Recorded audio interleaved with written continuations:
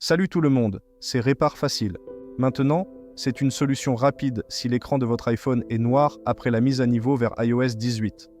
Vous souhaitez suivre ces étapes pour le réparer? Alors, commençons. Ce que vous allez faire est d'appuyer et de relâcher rapidement le volume vers le haut, puis suivi d'un appui rapide sur le bouton de réduction du volume. Vous allez maintenir le bouton latéral jusqu'à ce que l'écran devienne complètement noir et que le logo Apple apparaisse.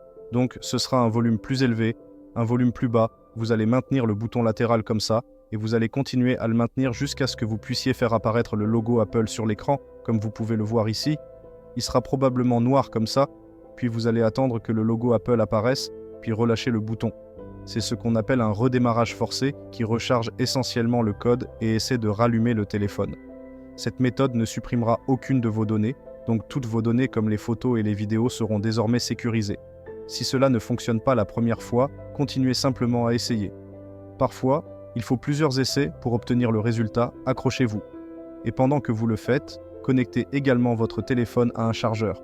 Donc, encore une fois, tout ce que vous allez faire est d'appuyer rapidement dans cette séquence sur le volume haut-bas et de relâcher le volume, puis de maintenir simplement le bouton latéral maintenant. Ça a l'air idiot, mais ça marche vraiment, alors continuez d'essayer.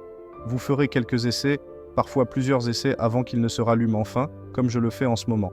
Encore, ça va être le logo Apple. La solution se produit lorsque vous faites face à un problème majeur. Parfois, le logiciel doit simplement être rechargé. Appuyez donc rapidement et relâchez le volume vers le haut et vers le bas rapidement, l'un après l'autre, puis maintenez simplement le bouton latéral jusqu'à ce que vous obteniez le logo Apple. Puis, relâchez-le, et une fois que vous avez fait cela, vous devriez pouvoir revenir à votre téléphone et tout devrait fonctionner comme prévu. J'espère que cette vidéo vous a été utile.